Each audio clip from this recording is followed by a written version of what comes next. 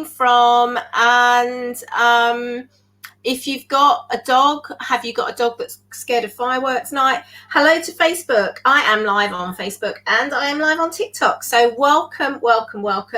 Tonight I am covering calming your dog for fireworks night. And, you know, you're probably thinking, well, hang on a minute, Helen. Fireworks night isn't till the 5th of November. And if you're in the USA, you may think, well, 4th of July, kind of been and gone. So apologies to my American guys. I just couldn't get the challenge up and running. But if you have got a dog that's scared of fireworks, do join in because, you know, fireworks go off on New Year's Eve, don't they? And you'll be all ready for the 4th of July. But the key thing with running this challenge now for those of you in the UK is because it takes time to desensitize your dog to fireworks. And the number one reason why people are not successful in doing this for fireworks is because they have not left enough time. And whenever anyone sort of says to me, oh, I've tried some of the things you've suggested, I was like, how long did you take to do this? When did you start doing this? And they pretty much have started about 2 weeks before fireworks night. So it's too late by then. For those of you who don't know me, my name is Dr. Helen. I'm an emergency medicine doctor. I'm also an animal aromatherapy specialist, and I love to educate people on how to use essential oils for themselves and also their dogs. I'm also training to be a behaviourist and worked as a dog trainer when I was at medical school. So I've put a lot of my experience into this 2-week challenge that is coming up in August, and I wanted to just jump on and just give you a few more tips about using essential oils for your dogs and other behaviour modifications as well to help them. And so the challenge takes place in August over a 2-week period. There's going to be 3 lives a week over that 2-week period, so a total of 6. One of them is a Q&A. There'll be homework to do. I'll be popping into the group to answer questions and things like that. So you're really going to get a lot of I hope really good, you know, one-to-one attention and things like that, because I'll be asking for you to post videos of your dogs and things like that. So the key thing, we're going to be looking at behaviour modifications, and we're going to be looking at taking our time to do things. Now, a bit about my history is, and if you are joining and you've got a dog, do let me know where you're joining from. Let me know about your dogs. I love to get some interaction. Have you got a dog that's scared of fireworks? Do let me know. Now, I have got a beautiful blind dog. If you do follow me on TikTok or you follow me on Facebook, you've probably seen me post a lot about my blind dog, Inca. Now, Inca is a blind dog from Romania, very sound sensitive because obviously she's blind. And she was scared of quite a lot of things, and particularly traffic. Now, I live in Manchester. I live in the city centre. I literally can see all the skyscrapers from my window here. And she struggled to go outside the car park gates where I live because there was of the noise of the traffic. She didn't like the smell of metal either, and didn't like the traffic sound. And this was obviously a big problem during lockdown. And it's actually very difficult. So I'm led to believe by some experts that to actually train a dog and to help a dog who is blind walk in, around traffic, because it's quite scary. So I do feel quite proud that I actually managed to achieve that, but it didn't happen overnight. And what I started to do was I worked on building her confidence. Excuse me, I'm just going to shut my door properly because it's banging. I started on building her confidence using essential oils and decreasing her anxiety, and then worked on desensitizing, so sensitization to sound and counter conditioning that as well. And that's going to be something that we start off doing in the challenge. So we're going to be looking at how to desensitize your dog to sound. Now, the key thing when you do this, and why it's so important to take your time doing it, is you want to work within the stress continuum at a tolerable level of stress. So if I relate it to something like running, I'm a runner. We only get faster if we actually push ourselves. So, you can chug along, all day at whatever your pace is. But if you want to go fast, you have to push yourself into that harder elements, using things like interval running, in order that you can make those strides. So you're pushing your body just above the tolerable stress level, or right at the top end of the tolerable stress level, for short periods of time, short sprints, might not even be a minute, might be a 30-second sprint, and then you're looking at the recovery, and then you do another one and things like that. And so it's very much a similar process. And with sound desensitization, it might be playing some of those sound CDs or fireworks things that you can get on YouTube and things. You're going to start off maybe just a minute, maybe 2 minutes. Maybe you've got the sound on the lowest level that it is and it's still too loud, so you go in another room. But you start, and it's the consistency. It might only be 1 minute, and then the next day 1 minute, the next day 1 minute, and you think, oh, actually she's doing really well. So maybe you turn the volume up a bit, or maybe you increase it to 2 minutes. So there's all these different things, and this is what we cover in the challenge, and we go into that in far more detail. So, and we'll also then be looking at using essential oils to decrease the anxiety of our dogs and improve the confidence and boost the confidence of them. And again, I educate how to do that, because unfortunately what happens too often, again, this is something when people say, oh, I've tried essential oils and it didn't work. I say, how did you use them? And they tell me, oh, well, the fireworks were going off, so I sprayed some essential oils.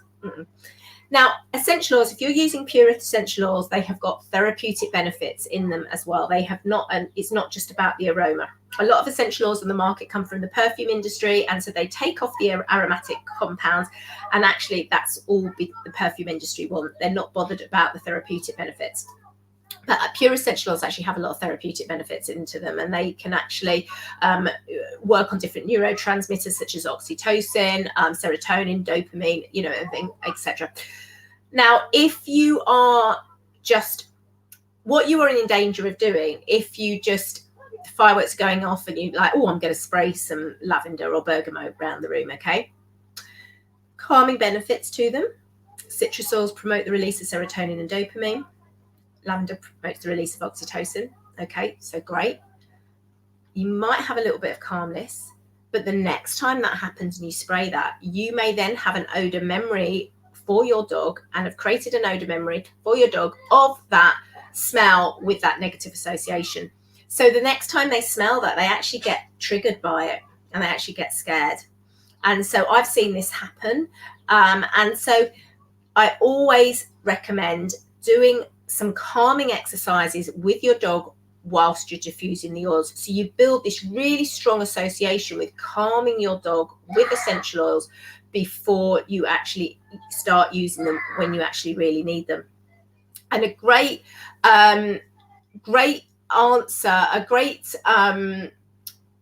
story I've got about this is when I was using some rose oil with my beautiful blind dog, Inca, and she had to actually go and have an MRI scan, and she was really terrified at the vets and really scared. And I used some rose oil on her, and it was absolutely amazing. The anaesthetist, who wasn't able to get close to her because she was just too scared, was actually able to come close to her, stroke her, and be able to give her the injection so that she was anaesthetized. And if I'd not used that, it would have been very difficult. And if I hadn't got her used to the rose oil the evening before, we would have had a really difficult situation, and that could have actually meant that the rose oil then became a very negative association. So really important to use those properly. And again, we're going to go into this in more detail then. Other things we're going to be covering as well is things like body wraps and thunder jackets and thunder coats, because these are also very popular. And a lot of people find really good results with them. I personally haven't, but that's not to say I don't include them in the challenge. I give people a lot of different options so that they can actually really try things out with the dogs. And again, that's the advantage of actually taking your time to do these, and not just, and really, really small steps, because you have to, again, build an association with your dog and that calming jacket. It isn't a case of just popping the calming jacket on and it's all magic. Same with the essential oils. It's not like just sprinkling some fairy dust and everything's going to be okay. So it's all about working really slowly. So we cover thunder coats, we cover body wraps, and things like that. We'll also be looking at massage. I'm also a trained canine massage therapist, so we'll be looking at massage, and we'll also be looking at acupressure points and different points on the body that can promote calming. And then you obviously can use those essential oils that are really calming. And so you're getting this multi-layered effect for actually calming your dogs. So a great one, I did a video on TikTok, I've got it on my Facebook page as well, is just literally above the eyes, on the forehead, nice acupressure point, just going back and down behind the ears and adding in some essential oils. It's really calming and soothing, really, really nice for your dog. It's a great place to pop the oils there. So we're going to be going over that. I'm going to be teaching you a couple of little easy techniques for massage therapy as well. We're also going to be looking at food. Now, we're not going to be looking at diet per se, because I'd love to be able to include more about diet, but I think the whole issue about calming foods is quite complex, and it's not something that I can just I'm not going to be able to cover, but I will give you some top foods and some ideas and resources as well. I'm very big at signposting different things, but we'll also be looking at different things like slow feeders, and also some recipes for stuffing Kongs and things, and actually what to do on the night. So that will be covering that. But again, if you're going to be doing some exercises with your dogs, make sure they know what to do before the night, because otherwise they're going to be too overwhelmed. So I love doing the Nina Otterson toys, but also I love doing scent work. So we'll be going over a few little fun scent work exercises that you can build up, so that by the time that firework nights come, you've got a really strong behavior there. They know what's expected of them, and you can really engage their brain so that actually they're not thinking about all the bangs going off. They actually know what to do, and they're playing the game that you want them to play, and that's really important as well. So we'll be going over some things like hiding some treats, and like I said, searching some Kongs. We'll be going over some Kong recipes as well. And then we'll also be doing a bit of a thing about making a den, and what we're actually going to do on the night in question, or the nights, because firework night seems to go on for quite a few weeks. And we're going to do that. So it's quite a lot that we cover, but like I said, it's over 2 weeks. It's going to be homework as well. I'm going to be doing a Q&A, so you can get all your questions answered, and I aim to make it really interactive, and I've had some really good feedback of it as well. If you look on my events, I've put a couple of testimonials on there as well, but also if you pop to the dotty4paws.co.uk website as well, there's some of my reviews on there as well for Who Paws Wins. But if you've got any questions, do ask me, do let me know, and I can answer them. I've got an early bird special coming up for it. So it is £25, which is reduced from £50, and that is till the end of the month. On the 1st of August, it goes back up to £50. But I've had people come to the challenge who've tried different things before for their dogs. They've not had any success, and then they've tried the way that I've taught it, and we've taken the time to do it very slowly and surely, and it's worked. And that's absolutely so fantastic, because it took me, as I was saying, my blind dog didn't want to walk in the park. She struggled with walking in the park. She struggled with walking in the street. It took me 8 months to get her desensitized to the sound of the traffic. And now she's really solid. We had a really bad experience in the park. So she used to be able to go to the park. But we were in the park, and there were people on skateboards, there were people playing basketball, there had been some sirens on the walk there. And she was very iffy about walking there, but we went, and it was just this literally perfect storm of sound. And I literally was in the middle of the park, and she was just frozen, and she wouldn't walk anywhere. And I've got like my 2 disabled dogs in a stroller, and she's like a 25-kilogram dog. And I literally managed to get her in a middle, and we'd walk like half a meter at a time, and I'd have to carry a little bit and then stop and push the stroller, then carry her to get back to where I'd parked. And so I really had to spend my time in desensitizing her and counter conditioning her. And she is so rock solid now that we can be in the park. And we were in there just a few days ago, and there was kids on trail bikes going around the outside of the park on one of the roads.